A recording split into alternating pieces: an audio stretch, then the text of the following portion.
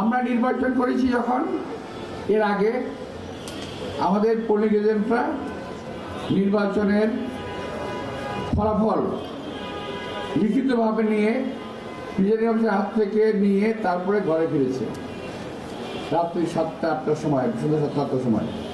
আর এখন ওরা বলছে নির্বাচন গণনার ফলাফল 2-3 দিন লাগতে পারে। এটা আমরা কোনো পরিস্থিতিতে মেনে নেব না। এটা হলো কারচুপি করার প্রথম একটা লক্ষণ আমার মনে হচ্ছে। কারণ এই সরকারের কিংবা এই সরকারের মধ্যে কিছু কিছু লোক আছে যারা এখনো আওয়ামী লীগের কাজ করে, যারা ঘাপটি মেরে বসে আছে, যারা চায় প্রথমে চায় নির্বাচন না হোক, আর যদি হয় তাহলে যেন বিএনপি জিততে না পারে।